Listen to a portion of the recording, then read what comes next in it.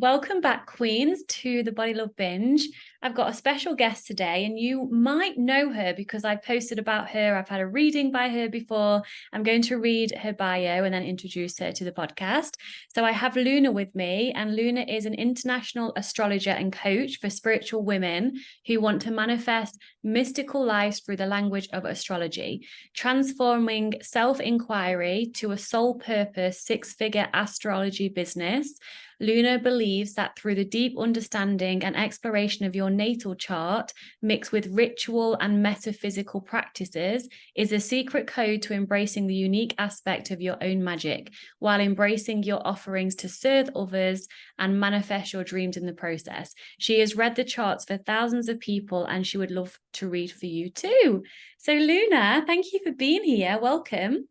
Yay, thank you. I'm just like subtly eating my banana, but yes. You do you. Yeah, I'm here. Yay, thank you. Of course. Well, I'm going to go into 10 quick fire questions. I think that's really fun. And I do Great. it with all my guests. So you ready? Yeah, let's do it. Okay, number one, your favorite food. First thing that's coming to mind is sushi. I'm a Pisces. There you go. Number two, fave moon phase. Oh, ooh, that's a tough one. Probably the waxing crescent, so like after new moon. Nice. Favorite tattoo, because I know you have many. I have many. Probably my triple moon goddesses on my thighs. Love. And Favorite time of the day. the afternoon. You. Describe self-love in 3 words. Oh my gosh. Sorry. I just woke up. Um, oh my God. Self-love in 3 words. I'm like, I could say so much more than 3 words, but I think it's compassion, acceptance, and aliveness. Love those. Describe yourself in 3 words. Um, fun, loving, and creative. I don't know. I know you a little bit, and I would say that's how I see you as well. So, okay, Great. number 7, the best thing about what you do. Um, oh gosh. Best thing about what I do is everything. Okay, the opposite to that, number 8, what's the most challenging thing about what you do? Getting 5 clients in one day. Before we pressed record, Luna was like, so I've just woke up and I've got 5 clients booked today overnight. It's a little much. It's okay, I'll get through it. Number 9, you ready for this early in the morning? What's your favorite sex position? Um, I actually like when my partner is just in full frontal view, whatever I can see him in. Nice. And number 10, what do you want people to take away from this podcast before we have the conversation so they can have an inkling as to what's to come? I guess just a curious or an interest or a deeper love of astrology. That's always my mission for the world. Well, let's dive straight in because I know you've given me a reading and it will be the first of many. What is astrology? I want to Oh ask my you that God. first for those that don't know. Yes, so astrology is essentially the tracking of the planetary movements as well as blending the seasons. So astrology, the one that I practice, isn't actually related off of the constellations, which gets people kind of tripped up. But that's a whole other conversation. But it's based off the seasons, which is loosely correlated to the constellations. But anyways, and apparently if you track the time someone was born and where they were born in the world, there's a lot to say about their lives, where you can predict everything from their personality traits and who they are to love life and career and soul purpose and challenges and gifts, and basically everything is written in the birth chart. And this has been done actually for thousands of years. It's nothing really new. And it's just somehow it just works. And they say, like, as above, so below. And so it's not that the planets are necessarily doing things to us. It's more that they just reflect a story on Earth. And I've been trying to figure out how it works. And it's kind of like, I don't really know how a microwave works, but I know that it heats up the food. It's kind of like that. Like if you really just try to understand it, it's really challenging. Some people try to, and some people claim to be successful, but I don't really think there's a full answer for like how does this work, because spirituality and like soul prediction and consciousness like isn't something that's quantifiable. So it because it depends on a lot of the person receiving the information, right? Like, are they aware of themselves? Do they have that, has that part of them been activated, blah blah blah. So astrology is actually like an ancient esoteric language. That's really what I see it as. Some people think it's a science, some people think it's spirituality, some people think it's astronomy with spiritual meaning.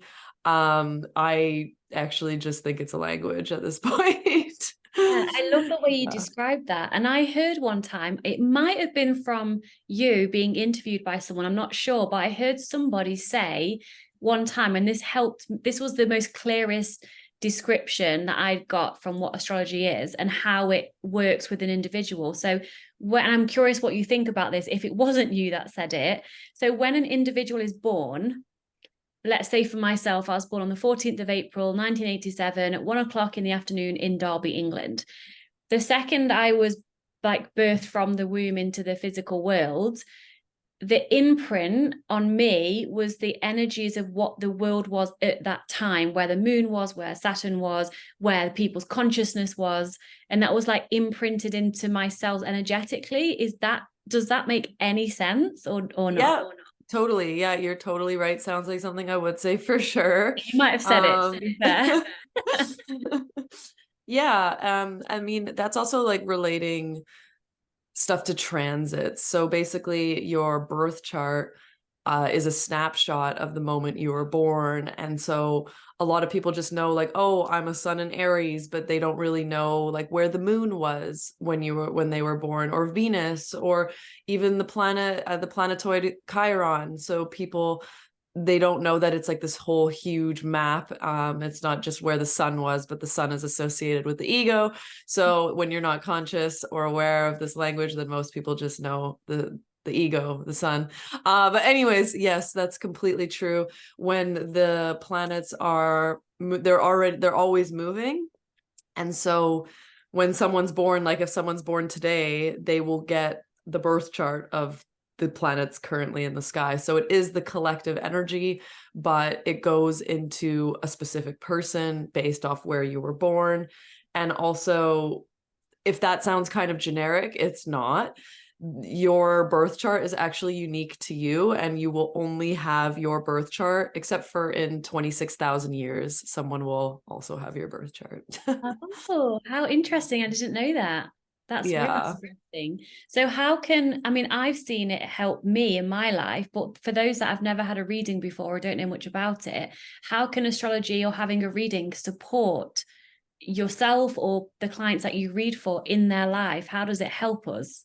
Oh my God. I mean, I'll tell you, and then I want you to talk about your experience with me as well, because you gave me the sweetest video testimonial. So thank you so much for that. But I mean, for me, astrology has been the biggest permission slip and the biggest form of validation that I've ever been given in my entire life. I mean, even just thinking in a personal note, like when I found out my rising sign, so your rising sign is essentially your physical appearance and what you look like to others, and how it's basically your vibe. So it's like the flavor of your sun sign and how people see you, and just like it's your personality in some ways more than your sun sign. I think your sun sign is more like your archetype and the role you're here to play and what you're here to do. And then the rising sign is like your physical body manifested. So I basically found out to me late in life. Like I found out maybe when I was like 19 or 20 that I was a Scorpio rising, and my whole life just started to make sense, like my whole life, because I never wanted to wear color. For example, I always wanted to wear black.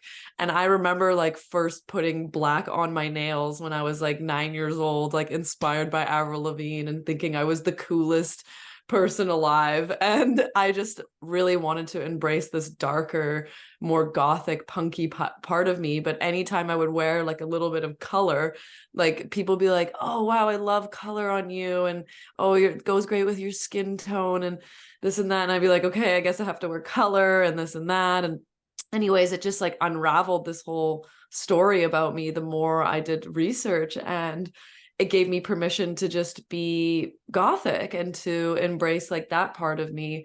And astrology has done that in literally all areas of my life. Like just personally, understanding my love life, like, oh my God, that's a whole other thing, you know, understanding how I behave in relationships, who I'm attracted to, why I'm attracted to them, what type of person is good for me. I literally have the chart of an astrologer, you know, like I can't even make that up. Like you know, just having like Aquarius placements and Pisces placements and ninth house placements and Mercury, like that's literally the chart of an astrologer. So it was telling me what I was supposed to do with my career, but then it also told me what my career would be if I wasn't doing astrology, which was literally what my career was. Which was? Oh my God. I mean, okay, so this is a little complex, but essentially I have my sun, which is in Pisces, I'm a Pisces, in the fourth house, which is an area of life. And the fourth house is the house of the home. It's like your roots, your ancestry, and where you come from. And then Pisces and the shadow side can rule substance abuse and addiction and love and empathy and all this. So I was literally working in homeless shelters for people who had substance abuse and addiction. Wow. Um, Wow. so like just stuff like that. Like I would just like freak out when I would find out that. And, you know, my Chiron is your greatest wounding in life. And I saw, you know, that I was bullied in my birth chart, and I was like, oh my God. And I was just flooded with compassion and love for myself, and that I was here to experience, you know, this for whatever reason. And it's just been like endless answers to why am I the way I am? Why does life happen for me? And it also, like in a more advanced level, allows me to trust my timing. And so my partner, we use astrology together, like that's our language. And he, you know, whenever I'm being weird or something, he'll be like, babe, it's just a transit, you know, don't worry, it'll pass, like there's cycles. And we're able to communicate in a way that's like, okay, we have Mars moving into our house of relationships, so let's just be a little bit more gentle with each other at this time, you know, being aware we might fight with each other, or might be tense, or we might struggle with our sex life, or we might be going through working really hard and not being super present with each other. And we can kind of predict these things, and it just makes it easier for our relationship, or makes it easier to understand, oh, why haven't I reached X goal like this person has? Or why aren't I here? Or how come I'm not there? It's because we all have our unique timing and our unique story that can be read like a book for some reason. And, you know, I have been studying astrology for like literally 12 years. And it is a really complicated thing. And I do recommend like, you know, hiring someone if you want to learn what yours means, because it does take like a hell of a lot of dedication, but it is really, really worth it. And it is just, yeah, it's the best. I don't even know. It's so worth it. Everything. So what she said and everything you said in terms of the permission slip, understanding, also when you were sharing what you've shared and I'm reflecting on my reading, it helped me anyway to just surrender and relax into the timeline, and surrender and relax into who you are. And then the two things that stand out for me that I want to share about my reading. Can you remember when I think it was my Chiron you were speaking about, And we went into that, and I said I shared this breathing thing that I had, and you was like, that is literally linked to the lungs. Gemini, yes. Gemini. And then I have cold hands and feet, and that was linked somewhere to like, Circulation, yeah. and it's just like, what the fuck? And then also my husband is a Taurus, and I think if I right in believing that I have no Taurus in my sign whatsoever, and that's why I chose him, because he's a my missing piece Yes. in my whole chart. Yeah, the descendant line. Yes. It's just insane. And then of course I'm writing my book, and then I can't remember what it was. Something has gone into the house of publishing for Ninth 18 house. months. And it just gives me, and from what you read, like my future, I guess, in a way, it gives me an even bigger permission slip, and like I'm on the right path. Even though I know I am, it's just an extra permission slip and an extra reassurance for where I'm going. So those of you that are liking what we're saying already, I know Luna is very busy, but book a reading with her. Trust me, it will be one of the best gifts you've ever given to yourself, because there's so much that you can share in a reading, right? And I'm excited to have a second one. So where do I want to go next? I'm just looking at the questions I have and where I intuitively want to go. So, can you predict the future, which you did for me in a way? But is that a thing? Like, can you look at the chart, the astrology now, and then be like, in 2 years' time, this might happen for you in your birth chart?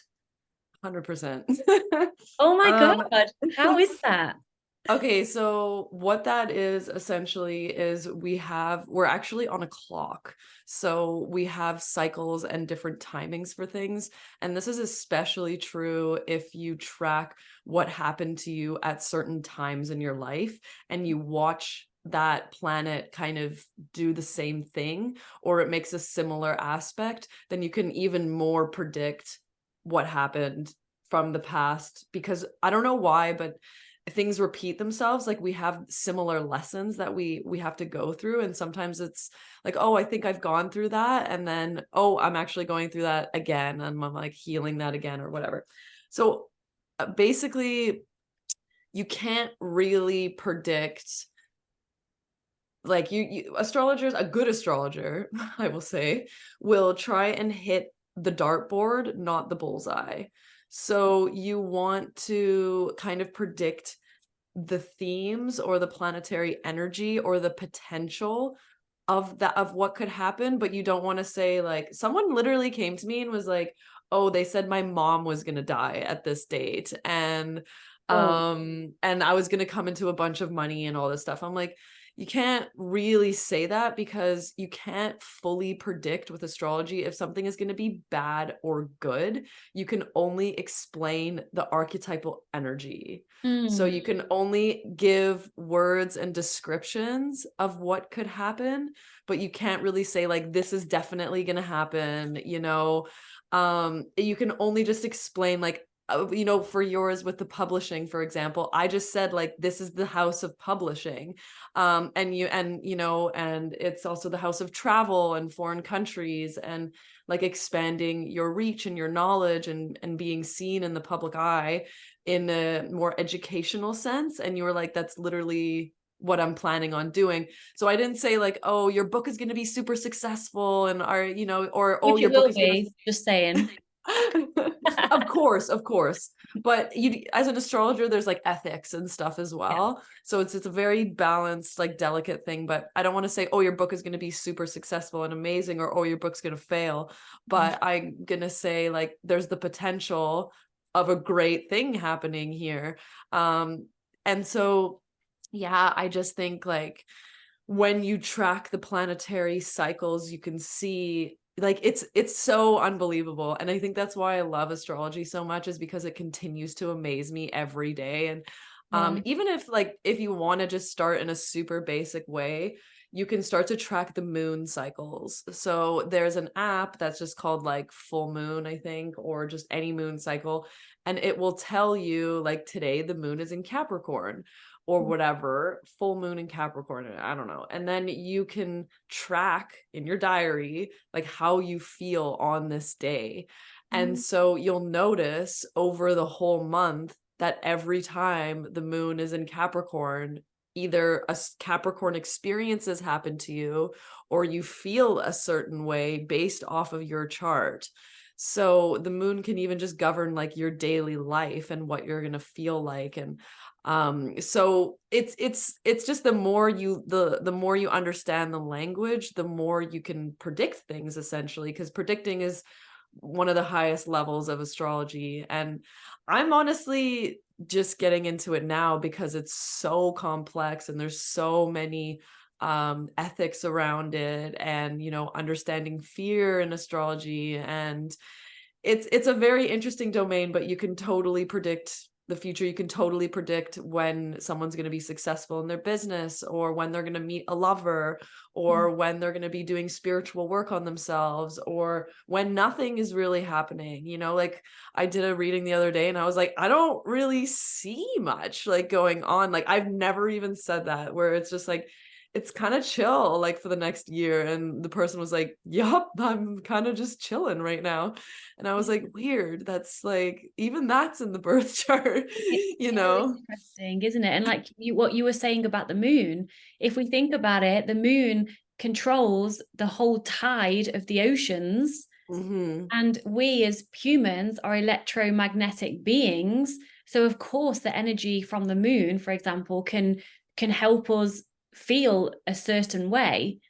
And so with that, with tracking the moon and understanding and reflecting on how we feel, are they like, how people talk about the Mercury retrograde? Yes. And that happens quite often, doesn't it? Because people blame it on technology going wrong. Like, what's all that about? What does that mean? Right. So yeah, I'm just laughing because there's this comedian in my town, and he's a friend of ours, and he's kind of hard to be around sometimes, but he really wants to connect with me, but he's always making fun of me with like astrology jokes because I'm getting a bunny coming in, and I kind of like confided in my roommates that I was a little worried that the bunny had a moon in Sagittarius. What And does I that was like, mean? what?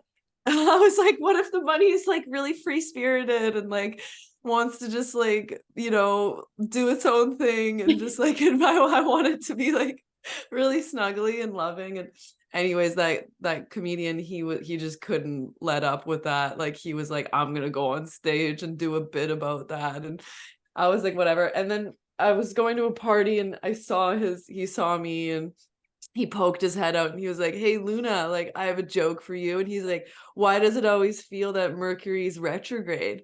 And I was just like kind of in a grumpy mood, and I was just like, I looked at him and I was like, Mercury goes retrograde 3 times a year. And then he just looks at me and his smile kind of faded, and then he like went into the party, and I was like, "Oh no." But anyways, yeah, so what that means is essentially the planets, as I was saying, like they have cycles, they have timings, they have certain transits. And the reason that everybody knows about Mercury retrograde, or they blame it or whatever, is because it so literally shows up in people's lives. And so if you think about the astronomy of what this phenomenon is Mercury is going through a cycle. It's very closely connected to the sun, and it's doing its thing, and it's going round and round from our point of view on Earth. And then there's a point where it actually speeds up, and it goes so fast that it ends up going backwards. It just from a perspective of our view on Earth, it doesn't actually go backwards, but it looks like it does.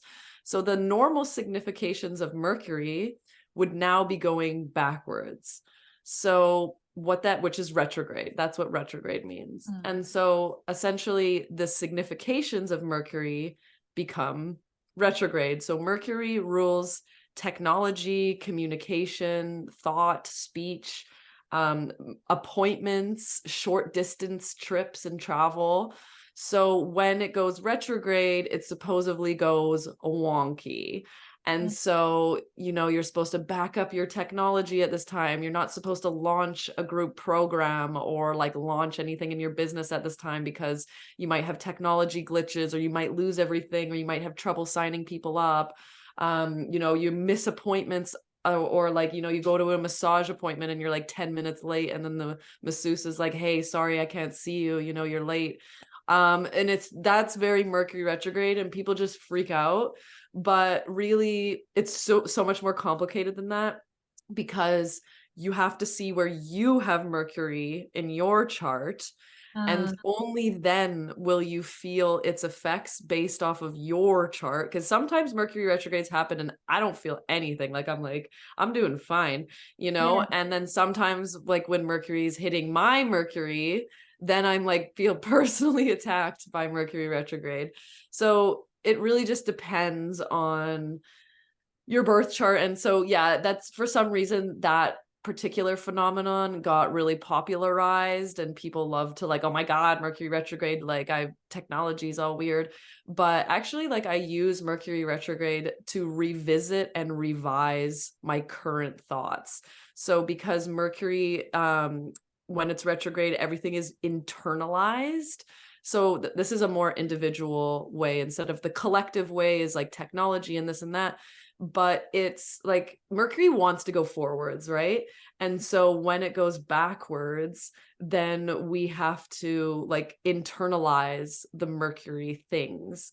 So I use that time to like rewrite content or pieces like that, or like I revisit my courses, or I'm really like being slow and giving myself extra time for my appointments. I'm really compassionate if people are late or things are kind of funny. So astrologers essentially would plan for this time to basically not do a launch or something and then wonder why it's not going well. So they track the movement to see like when things would go well, when things are a little bit sticky, and then there's like space for the times that are more challenging. Does that make sense? Yeah, it really does. And thank you for sharing both perspective, like an internal perspective and an external perspective. It's really helpful.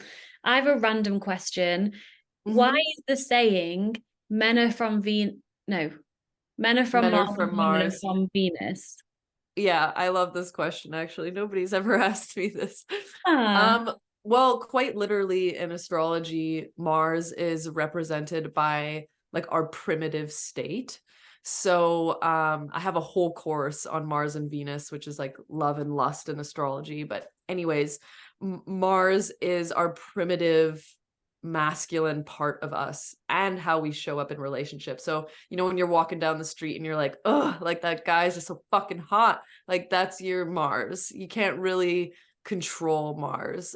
So Mars is like your sexuality, it's your energy, it's your drive, it's your purpose, it's your mission, it's what you get angry about, so what you would get defensive about. It's kind of funny how Mars represents like sex and violence. Like I think it's really yeah, interesting that Mars would rule. You're actually ruled by Mars. I That's your am. your planet.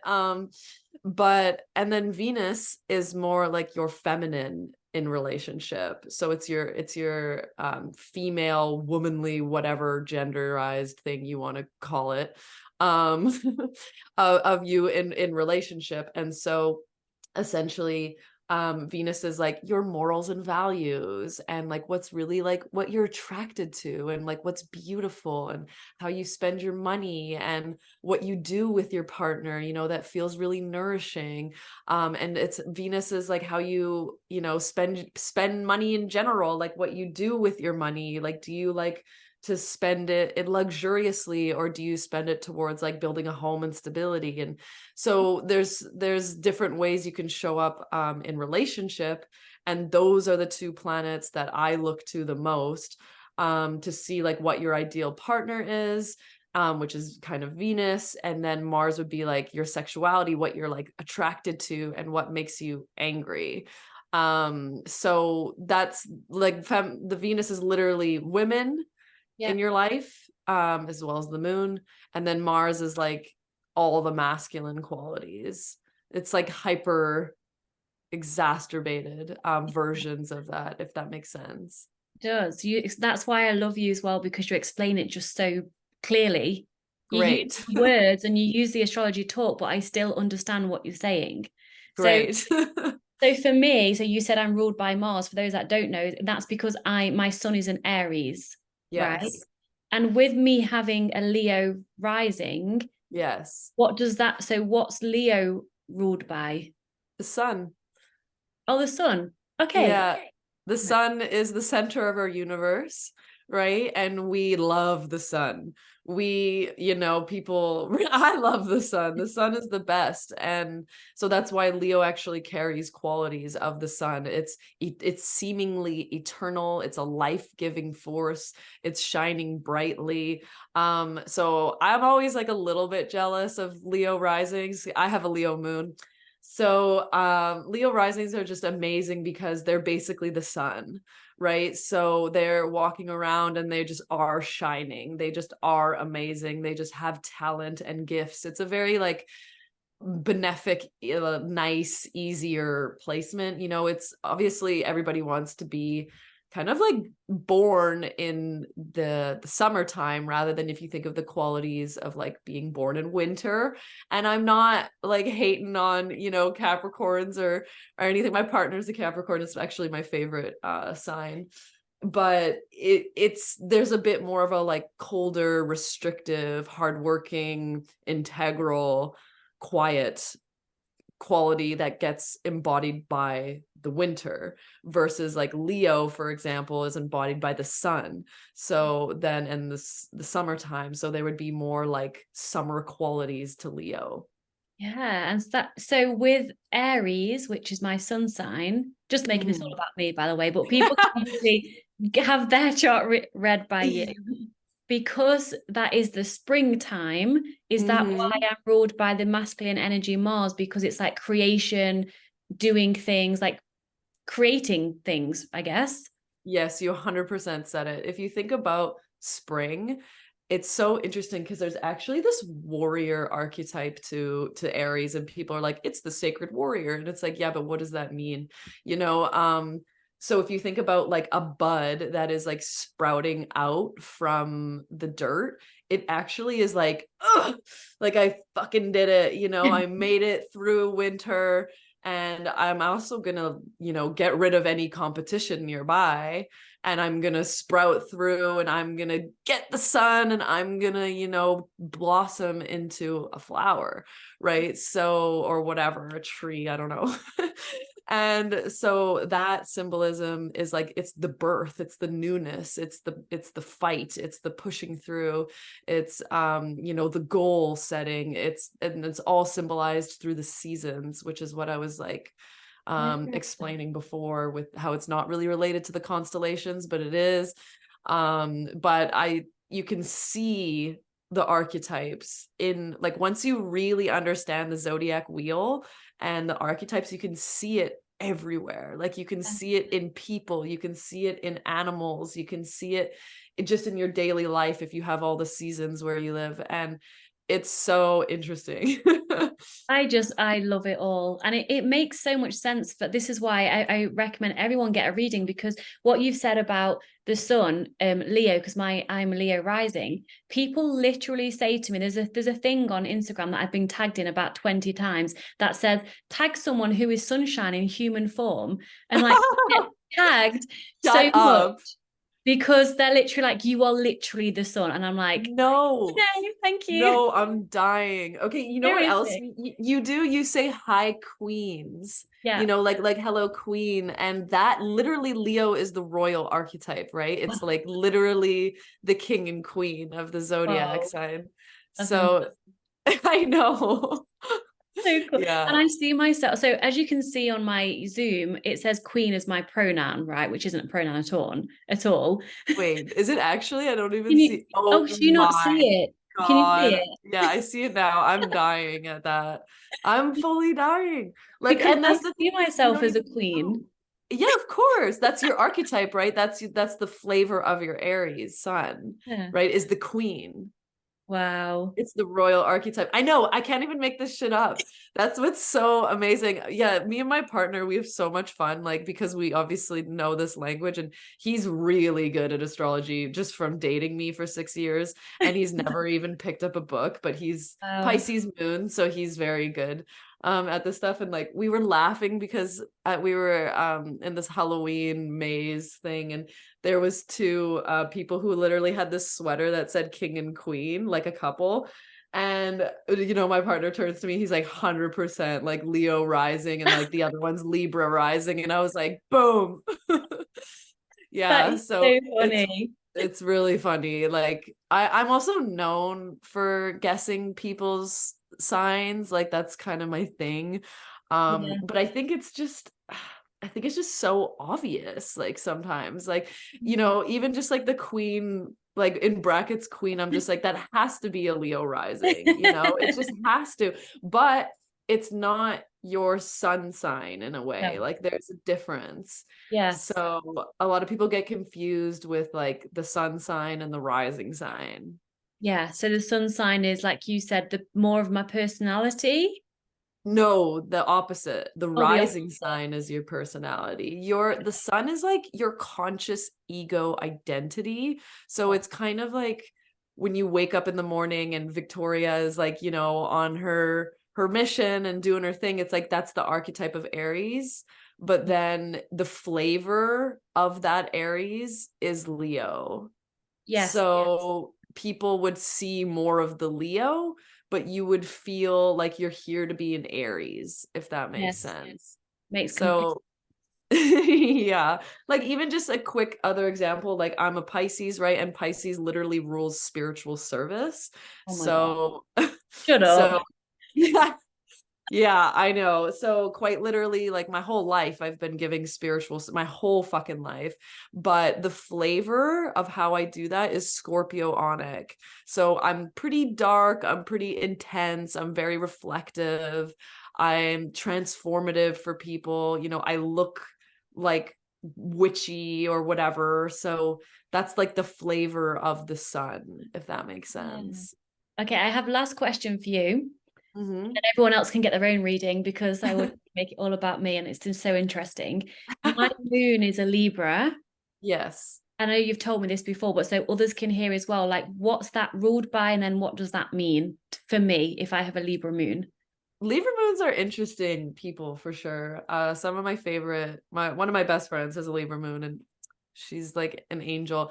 But so Libra is ruled by Venus. So honestly, you have a pretty lucky trio, if I'm being completely honest. Like, you're literally Aries is exalted when it's in the sun because it's really like, fuck yeah, I'm an Aries. Like I can get shit done. Like I have goals to achieve, springtime baby, let's go. Versus like when the sun is in like Scorpio, or when it's like it's kind of like, whoa, like what am I doing in this sign? It's like it's pretty dark and like intense out there. Or like even when the sun is in Aquarius, like Aquarius rules we and groups of people. So when the sun is in like we, for example, it's kind of like, okay, what are we doing today? Versus Aries, sun is like, okay, what am I doing? And the sun wants to be more I focused. But anyways, and then, of course you have the sun also ruling you. So you also have Leo, which is like generally an easier archetype. And then Libra is ruled by the planet of love and beauty. So it's pretty chill, right? It's pretty nice. And Libra, the moon sign is what you need to feel safe. Okay, so it's like if you're feeling ungrounded or just unsafe in general, you look to the moon sign. If you get emotionally reactive, look to the moon sign.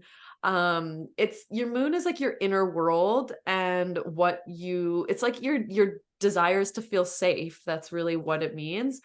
So when it's in Libra, that rules partnership and love. So being in relationship would actually make you feel whole and safe. And being in love and having beautiful things around you and being beautiful and just being aesthetic. That's like really important for Libra. I lived with a Libra and the walls were painted like weird colors when I moved in with her, and she just like couldn't handle it. She was like, I'm going out there, I'm buying paint, like it just needs to be aesthetic. But yeah, and also just there's an emotional sensitivity to fairness and Yeah. balance and having things like weigh out, especially in partnership. And I find the moon in Libra, people can be a little confused if they're not in partnership or they're not in love. They're kind of like, who am I? Because the moon represents the other person. So your heart would actually be like, okay, but what do you need? How are you doing? But then Aries rules the self, so which is the opposite axis of Libra. So then it kind of balances out the self and other. Yeah. But sometimes if there's this like too much Libra in the chart, then people are just like, they fall into the people pleasing tendencies, or they stay kind of small, or they just want like love and peace and they just don't want to make an issue. So I don't know. Does that make sense? Yeah. Oh, I could hear you talk for ages. So the last thing I would say is, how can people book a call with you? Because I know you're busy, right? And where can people, obviously I'll link everything below as usual, but where do you hang out most social media wise? Yes. Thank you so much for promoting me. You're Of very course. sweet. Um, yeah, you can book a reading with me in my link in bio. And I'm definitely mostly on Instagram. Apparently, I'm pretty big on TikTok. I don't really go on there much, but I have an obnoxiously large following on there, and I just don't know how to utilize that space. But anyways, I'm on Instagram. I'm Luna Veronica Mystic. You have to look for the blue check mark, and yeah, you can book in my link in bio. I do book up fairly in advance, but I have whole different types of readings. You know, I'm also going to be offering travel readings or relocation readings soon with astrocartography, so you can see like your planetary energy where in the world, different parts of the world. And yeah, I just have so many different offerings around love and business and just a reading in general. So yeah, you can check that out on Instagram. That's my thing. And you do couple readings as well, don't you? If someone wanted Mhm. to bring their partner on, you sit with both of them and then do a couples reading. Totally. Those are really interesting. I can imagine. Um, And helpful. I guess it's almost like relationship coaching in a way. yep, totally. Because you can see the relationship dynamic. Like I'm literally Yeah. just predicting the relate, and usually it's always the woman that wants the reading, and so the man's kind of like, "Oh my God."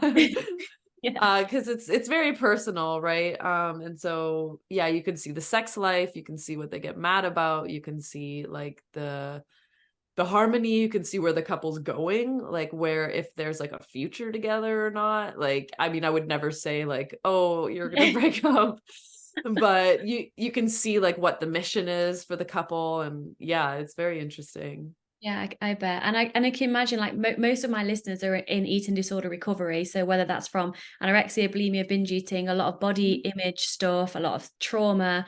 I think, I mean, you're the expert. I think it will be helpful if they had a reading for them to perhaps understand why, because you obviously go into like a bit of the past, and then it will might help them to look to the future and to see, their healing journey perhaps.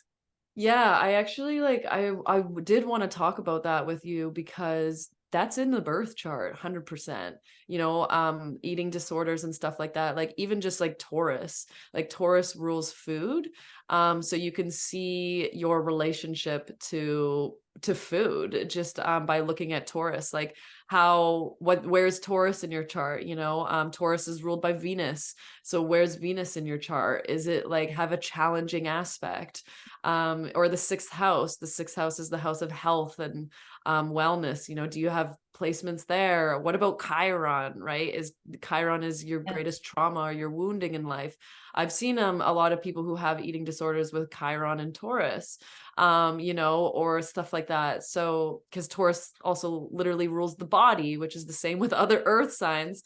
So there's a lot of things that you can see in the birth chart, and obviously I don't just necessarily full on predict that unless I really really feel it or I really really see it and I'm really confident in that, then I will bring it up. But a lot of times I'll give the significations and then the clients will just affirm that Yes. this is what it is, you know. And then I'm like, yeah, that makes a lot of sense. And Wow. there's a whole healing process that happens just from consciousness and awareness. That's what I love about astrology, is that you don't have to do anything. Like there's no like crazy exercise or this or that. It's like you literally just, it's like the process of awakening. It's like a soul retrieval and acceptance. And that's what I love about astrology, is that it's so, it's kind of effortless in some ways. Like, you know, if you're with an astrologer, you don't really have to do anything. You just have to show up for the call, and then the transformation just like naturally happens. Yeah, I agree with that. Well, I could speak to you all day. I'm going to let you go to your busy day. It's written in the stars, isn't it? Everything is written in the stars, down to the way you meet somebody and all of that. So thank you for your wisdom, for your time, for your energy, Luna. Oh, Sending you thank you so so much much. love, and we'll speak soon. Thank Thank you. you. Bye bye.